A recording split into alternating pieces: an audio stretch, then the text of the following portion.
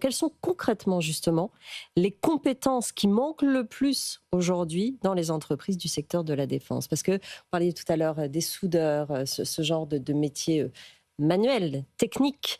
Il n'y a pas que ça. Non, alors elles sont de plusieurs natures, hein, ces demandes de compétences.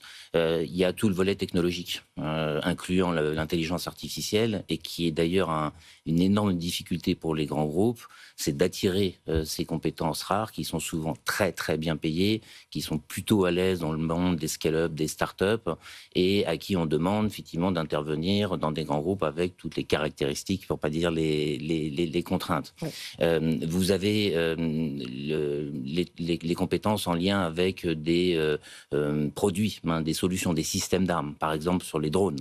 Aujourd'hui, sur les drones, toutes les entreprises de l'armement cherchent à s'équiper, cherchent à développer et déployer à l'échelle, en maîtrisant les coûts, en incluant des systèmes embarqués.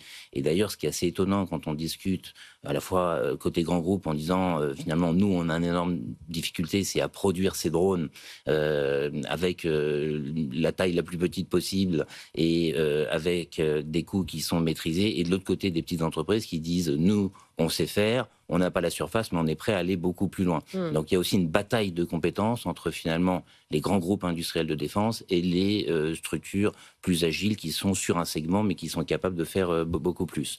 Voilà. Et puis après, hein, vous avez des compétences plus sur la logique d'efficacité industrielle, c'est-à-dire la capacité à mener, hein, ces programmes, et ces programmes qui doivent de plus en plus se faire du commanditaire, du maître d'ouvrage, c'est-à-dire en France la délégation générale pour l'armement, jusqu'au bout de chaîne avec les sous-traitants de niveau 1, 2 et 3, et le tout en inter-entreprise, qui est probablement l'enjeu majeur.